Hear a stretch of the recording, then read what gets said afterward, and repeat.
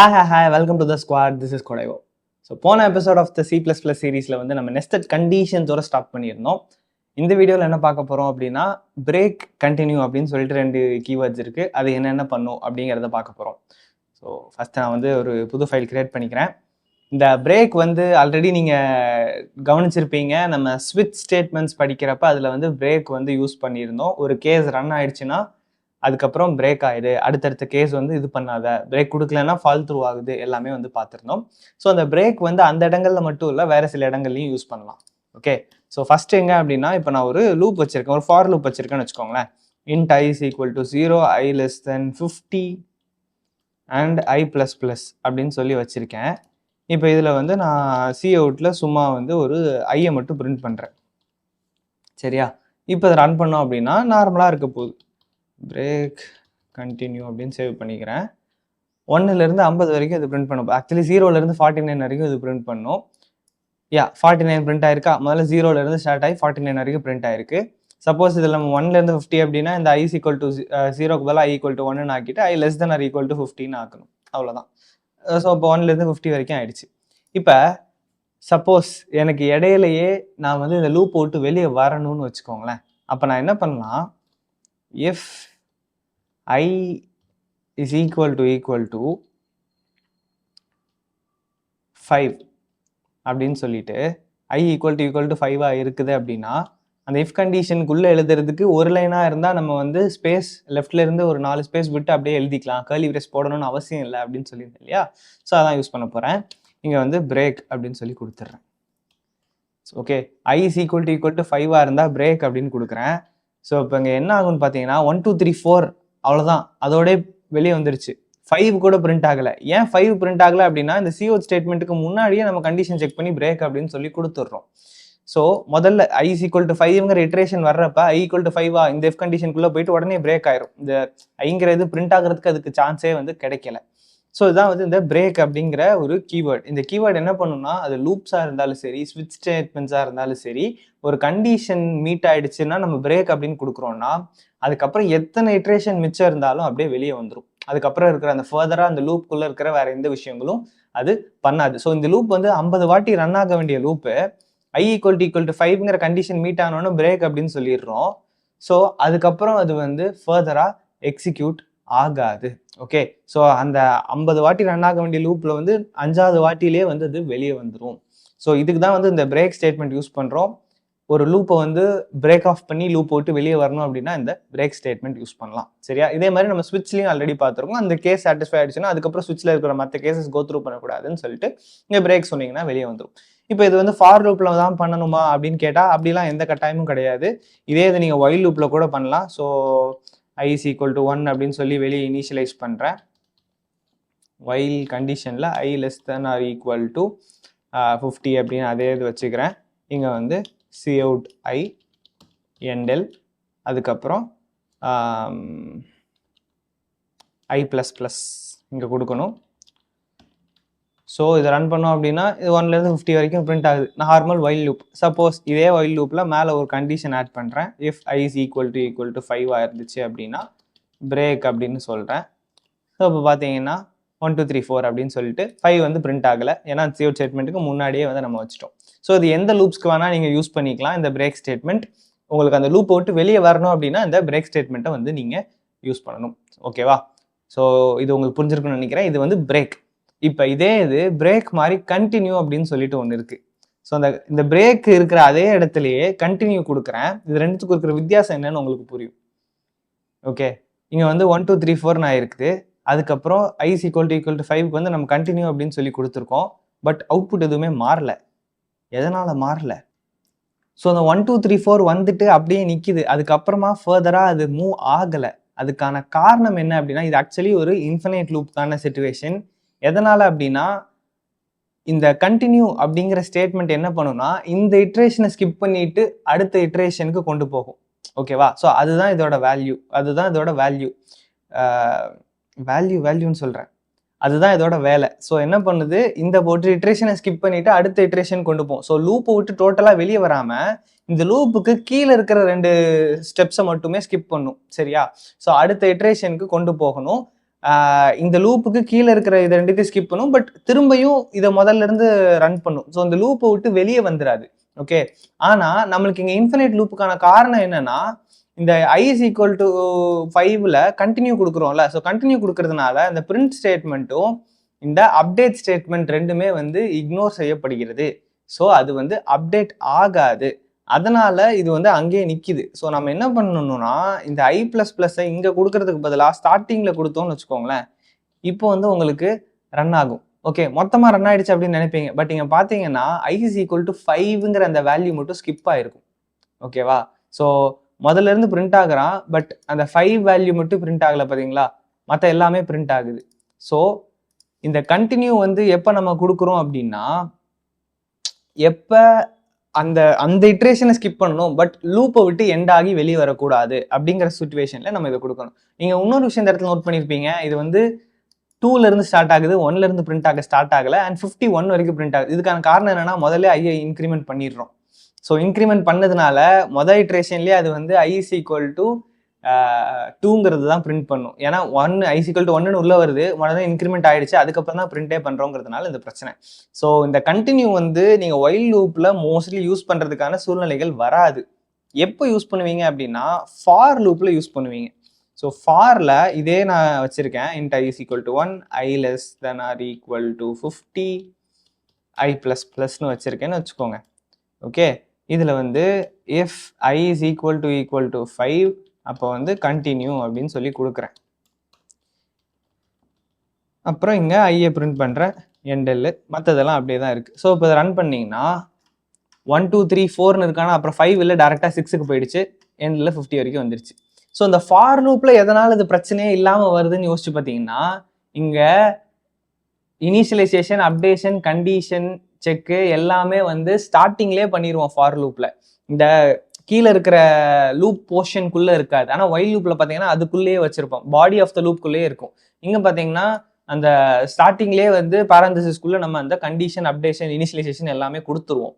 So இப்படி பண்றதுனால இங்க இந்த கண்டினியூ கொடுத்தீங்கன்னா என்ன ஆகும்னா, இந்த இட்ரேஷனோட சி அவுட் மட்டும் ஸ்கிப் ஆயிடும். ஓகே, ஸோ இப்போ i is equal to 5 அந்த 5th இட்ரேஷனுக்கு உள்ள வருது, அது 5ஆன்னு சொல்லி செக் பண்ணுது, ஆமா ட்ரூ. ஸோ என்ன பண்ணுது, கண்டினியூ அப்படின்னு கொடுக்குது. ஸோ கண்டினியூனா என்ன ஆகும்னா, இதுக்கு கீழே நீங்க என்ன ஸ்டேட்மெண்ட் வச்சிருக்கீங்களோ அந்த ஸ்டேட்மெண்ட் ஸ்கிப் ஆயிரும், லூப் அடுத்த இட்ரேஷனுக்கு போயிடும். ஸோ i வேல்யூ 6 அப்படின்னு சொல்லிட்டு ஆயிருது. 6 அப்படின்னு ஆச்சுன்னா இது ரன் ஆகாது, 6ங்கிற வேல்யூ பிரிண்ட் ஆகுது. ஸோ அதுதான் வந்து இங்க நடக்குது. ஓகே, நம்ம இப்போ இங்க ஒரு குட்டியான வேல்யூ வச்சீங்கன்னா உங்களுக்கு ஒரே லைன்லேயே பார்க்கறதுக்கு ஈஸியா புரியும். 1 2 3 4 இருக்கு, 5 இல்ல 6 7 8 இருக்கு. ஸோ அந்த ஒரு இட்ரேஷனை மட்டும் ஸ்கிப் பண்ணணும் அப்படின்னா இந்த கண்டினியூ ஸ்டேட்மெண்ட் யூஸ் பண்ணலாம். பட் இதை ஒயில்ல யூஸ் பண்ணீங்கன்னா ரொம்ப கேர்ஃபுல்லா இருங்க, ஏன்னா நம்ம அப்டேட் ஸ்டேட்மெண்ட்டை கடைசியா கொடுத்து பழக்கம். ஸோ இந்த இடத்துல கண்டினியூ கொடுத்துட்டீங்கன்னா அப்டேட் ஸ்டேட்மெண்ட் ரன் ஆகாம போயிடும். ஸோ அது ஒரு இன்ஃபினைட் லூப் இஷ்யூக்கு கொண்டு போய் விடும். ஓகேவா? ஸோ இதை நீங்க ஞாபகம் வச்சுக்கோங்க. ஃபைன், பிரேக், கண்டினியூ இது ரெண்டும் பார்த்துட்டோம். இதை தாண்டி இன்னொரு விஷயம் இந்த வீடியோல பார்க்க போறோம். அது என்ன அப்படின்னா மேத் ஃபங்க்ஷன்ஸ். ஓகே, ஸோ நான் அதுக்கு முன்னாடி பிரேக்கிங் ஆட் பண்ணிக்கிறேன். i is equal to 6 இருந்துச்சுன்னா பிரேக் அப்படின்னு சொல்லி வச்சுக்கிறேன். இது ஃபார் மை ரெஃபரன்ஸ், நீங்கள் ஒன்றும் இதை நினச்சிக்க வேணாம், நோட் பண்ணி வைக்கிறதுக்காக. ஓகே சரி, இன்னொரு C++ ஃபைல் கிரியேட் பண்ணிட்டேன்னா இப்போ இதில் வந்து மேத் ஃபங்க்ஷன்ஸை பற்றி பார்க்க போகிறோம். நிறைய மேத் ஃபங்க்ஷன்ஸ் இருக்கு ஆக்சுவலி, பட் இதுல வந்து கொஞ்சம் மேத் ஃபங்க்ஷன்ஸ் தான் பார்க்க போறோம். நம்ம காமனாக யூஸ் பண்ண வாய்ப்புகள் இருக்கிறதுக்கான மேத் ஃபங்க்ஷன்ஸ் இது இல்லாம நிறைய இருக்கு. ஓகே, ஸோ நம்ம ஃபர்ஸ்ட் பார்க்க போறது என்ன அப்படின்னா மின்னு, அதுக்கப்புறம் மேக்ஸு, அதுக்கப்புறம் ஸ்கொயர் ரூட் ஃபங்க்ஷன், அதுக்கப்புறம் ரவுண்ட் ஃபங்க்ஷன், அதுக்கப்புறம் லாக் ஃபங்க்ஷன். சரியா? ஸோ இதெல்லாம் தான் காமனாக நம்ம யூஸ் பண்ணுற ஃபங்க்ஷன். ஸோ இதெல்லாமே பார்க்கலாம். அப்புறம் பவரும் வேணாலும் சேர்த்து பார்த்துருவோம். ஓகே ஓகே, ஸோ ஃபஸ்ட்டு இந்த மின் மேக்ஸ் இதை வந்து பார்த்துடலாம். ரெண்டு வேரியபிள் இருக்குன்னு வச்சுக்கோங்களேன். n1க்கு வந்து 5 அப்படின்னு சொல்லி வேல்யூ வச்சுருக்கேன். n2க்கு வந்து 7 அப்படின்னு சொல்லி வேல்யூ வச்சுருக்கேன். இது ரெண்டில் எது பெருசுன்னு எனக்கு தெரியணும். சரியா? இப்போ நம்ம நார்மலாக ஒரு சிஅவுட்டில் இது ரெண்டுத்தையும் எப்படி பெருசுன்னு யூஸ்வலாக இது ரெண்டுத்துல எது பெருசுங்கிறத எப்படி செக் பண்ணுவோம்? ஒரு இஃப் வச்சு இஃப்ல n1 greater than n2 இருந்துச்சு அப்படின்னா சிஅவுட்டில் நம்ம வந்து n1 பிரிண்ட் பண்ணணும். ஓகேவா? இல்லை அப்படின்னா சி அவுட்டில் N2 பிரிண்ட் பண்ணணும். ஸோ இது வந்து ஒரு நார்மலாக ரெண்டில் எது பெருசு அப்படின்னு சொல்லி பார்க்குற ஒரு கோடு. ஓகே, இப்போ வந்து நான் மேத் அப்படின்னு சொல்லி சேவ் பண்ணிக்கிறேன். இப்போ பார்த்தீங்கன்னா 7 தான் பெருசு அப்படின்னு சொல்லிட்டு நம்மளுக்கு பிரிண்ட் ஆயிடுச்சு. ஸோ ஒரு இஃப் எல்ஸ் வச்சு நம்மளால N1 பெருசாக இருந்தால் N1 பிரிண்ட் பண்ணு, இல்லை அப்படின்னா N2 பிரிண்ட் பண்ணுன்னு சொல்லிட்டு ஒரு இஃப் எல்ஸ் வச்சு நம்மளால பண்ண முடியும். பட் இதை வந்து இப்படி பண்ணாமல் சிம்பிளாக ஒன்லைனில் நம்மளால பண்ணலாம். மேக்ஸ் ஆஃப் N1, N2 அப்படின்னு சொல்லி கொடுக்கறது மூலமாக. ஓகே, இப்போ பார்த்தீங்கன்னா இதுவும் அதே 7ங்கிறது தான் ஆன்சர் கொடுக்குது. ஓகே, ஸோ டிஃபால்ட்டாக இப்போ நம்ம கொஞ்ச நேரத்துக்கு முன்னாடி எழுதணும்ல ஒரு இஃப் எல்ஸ் ஸ்டேட்மெண்ட், இந்த கோடை தான் அங்கே எழுதி வச்சிருப்பாங்க. மேக்ஸ் ஆஃப் 2ன்னா அதை கண்டுபிடிக்கிறதுக்கு இதே வெரி சேம் கோடு தான் அங்கே இருக்கும். பட் இதை வந்து நம்ம திரும்ப எழுத வேணாம், அதுக்கு பதிலாக வந்து இந்த மேக்ஸ் ஆஃப் ஃபங்க்ஷனை வந்து நம்ம யூஸ் பண்ணிக்கலாம். ஓகேவா? ஸோ 2 இதில் எது பெருசு அப்படின்னு சொல்லி காட்டும். இதே மாதிரி மின்னு ஒன்று இருக்குது. அந்த மின் என்ன 2த்துல எது குட்டி அப்படின்னு சொல்லி காட்ட போகுது. ஸோ N1, N2 அப்படின்னு நம்ம கொடுக்குறோம். இப்போ ரன் பண்ணிங்கன்னா 75 வருது. அதுக்கான காரணம் என்னென்னா இதுக்கு நம்ம எண்டல் கொடுக்கல. ஸோ முதல் லைனில் 7, அடுத்த லைனில் 5. ஸோ மேக்ஸ் 7, மின் 5 அப்படின்னு சொல்லிட்டு வருது. ஸோ இதெல்லாம் இந்த ரெண்டுமே வந்து டிஃபால்ட்டாகவே இந்த ஐஓ ஸ்ட்ரீம் ஹெட்டர் ஃபைல்லையே வர்ற மேத் ஃபங்க்ஷன்ஸ். ஓகேவா? இது ரெண்டும் வந்து ஐஓ ஸ்ட்ரீம்குள்ளேயே வந்துடும். இதுக்குன்னு தனியாக எதுவும் பண்ண வேண்டாம். பட் இதுக்கு அப்புறம் இருக்கிற மிச்சம் இருக்குது பார்த்தீங்களா, square root, power, round, log, இதெல்லாம் வந்து வேற ஒரு ஹெட்டர் ஃபைலில் வரும். அது என்ன அப்படின்னா C math. Okay, C math. இப்போ நீங்கள் ஆல்ரெடி சி ப்ரோக்ராமிங் படிச்சிருந்தீங்கன்னா அதில் maths.h அப்படின்னு சொல்லிட்டு ஒரு ஹெட்டர் ஃபைல் பார்த்துருப்பீங்க. ஸோ அந்த ஹெட்டர் ஃபைல் தான், அதில் இருக்கிற ஃபங்க்ஷன்ஸ் தான் இதில் வந்து இருக்க போகுது. சி மேத் அப்படின்னு சொல்லுவோம். ஸோ இதில் வந்து சி அவுட் அப்படின்னு போட்டு ஸ்கொயர் ரூட்னா SQRT, ஷார்ட்டாக ஸ்கொயர் ரூட் SQRT அப்படின்னு போட்டுட்டு இப்போ வந்து 81 அப்படின்னு கொடுக்குறேன்னு வச்சுக்கோங்களேன். இப்போ வந்து நம்மளுக்கு அவுட்புட் வந்து 9 அப்படின்னு சொல்லிட்டு வரணும். 9 வருதா? ஸோ ஸ்கொயர் ரூட் ஆஃப் 81 வந்து 9. ஓகே, இதே இது பவர் நம்ம கண்டுபிடிக்கணும்னு வச்சுக்கோங்களேன். Cout power of 9, 3. So அது வந்து 9 கியூபோட ஆன்சர் நம்மளுக்கு கொடுக்கணும். பார்த்தீங்கன்னா 729 கொடுக்குது. பட் என்னன்னா அதே லைனில் நான் வச்சிருக்கேன் எண்டல் ஆட் பண்ணாமல், அதனால் உங்களுக்கு அப்படி தெரியுது. ஓகே, ஸோ பார்த்தீங்கன்னா 729 அப்படின்னு சொல்லுது. இதுதான் வந்து பவர் ஃபங்க்ஷன். ஸோ இதில் வந்து அந்த பேஸு, ரெண்டாவது இதில் வந்து எக்ஸ்போனன்ட் போகிறோம். 9 பவர் 3, 9 கியூப் அப்படின்னா 9, 3, பவர் ஆஃப் 9, 3 அப்படின்னு சொல்லி கொடுக்கணும். ஓகே, அதுக்கப்புறம் ரவுண்டுன்னு ஒரு ஃபங்க்ஷன் இருக்குது. இந்த ரவுண்ட் ஃபங்க்ஷனில் வந்து நீங்கள் இப்போ வந்து 5.4ன்னு கொடுக்குறீங்கன்னு வச்சுக்கோங்களேன். அது வந்து நம்மளுக்கு ரவுண்ட் ஆஃப் பண்ணி ஒரு ஹோல் நம்பராக கொடுக்கும். ஸோ இப்போ இங்கே பார்த்தீங்கன்னா 5 அப்படின்னு சொல்லி கொடுத்துருச்சு. இதே இது நான் அதை 5.6ன்னு ஆக்குறேன்னு வச்சுக்கோங்க. அப்போ வந்து அதை 6 அப்படின்னு சொல்லி ரவுண்ட் ஆஃப் பண்ணும். ஓகே, இது வந்து இது ஃபங்க்ஷன். இது இல்லாமல் சீல் ஃப்ளோர் அப்படிங்கிற மாதிரி இன்னும் கொஞ்சம் ஃபங்க்ஷன்ஸ்லாம் இருக்குது. அதெல்லாமே வந்து சி ஆல்ரெடி படிச்சிருந்தீங்க அப்படின்னா உங்களுக்கு தெரியும். ஸோ 6.4ன்னு கொடுத்தாலுமே இது என்ன பண்ணும், அப்பர் எண்டுக்கு அது பண்ணும். 6.4ன்னு கொடுத்துருக்கேன். இப்போ நார்மலாக மேலே இருக்கிறதே கொடுத்து காட்டுறேனே உங்களுக்கு, அப்போ தான் கூட கொஞ்சம் பெட்டராக புரியும். 5.4. ஓகே, ரெண்டு இடத்துலையும் 5.4 அப்படின்னு கொடுக்குறேன். ரவுண்ட் ஃபங்க்ஷன் 5.4க்கு என்ன பண்ணுதுன்னு பாருங்கள், 5 அப்படின்னு சொல்லி கொடுக்குது. ஓகே, ரவுண்ட் ஃபங்க்ஷன் வந்து 5.4 5 ஆக்குது. பட் சீல் ஃபங்க்ஷன் 5.4 6 அப்படின்னு ஆக்குது. ஸோ இந்த சீல் அப்படின்னா சீலிங் அப்படின்னு சொல்லி அர்த்தம். எப்பயுமே வந்து மேலே அப்பர் எண்ட் என்னவோ அதுக்கு ரவுண்ட் ஆஃப் பண்ணும் இந்த சீல் ஃபங்க்ஷன். இதே மாதிரி ஃப்ளோர் அப்படின்னு சொல்லிட்டு ஒரு ஃபங்க்ஷன் இருக்கு. ஃப்ளோர் ஸ்பெல்லிங் கரெக்டான்னு தெரியலையே.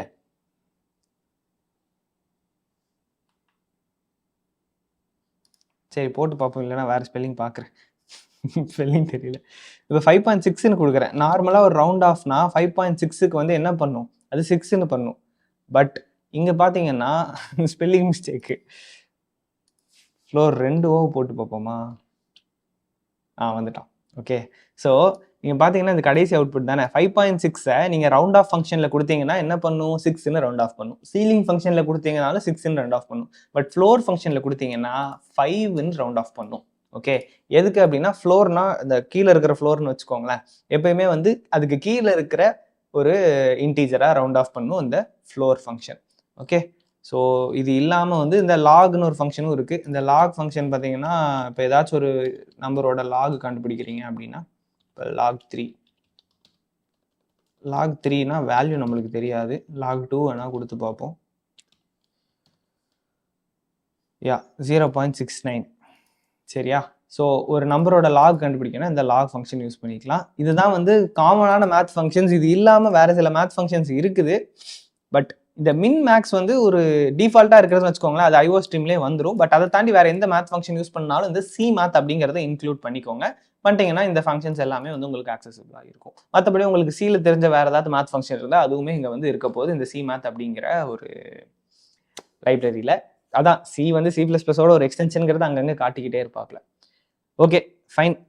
So break and continue and math functions ரெண்டுமே பார்த்துருக்கோம். உங்களுக்கு புரிஞ்சிருக்கும்னு நினைக்கிறேன். இல்லை ஏதாச்சும் டவுட்ஸ் இருந்துச்சு அப்படின்னா கீழே கமெண்ட் பண்ணுங்கள். அடுத்த வீடியோவில் அரேஸ் பற்றி பார்க்கலாம். ஸோ டாடா.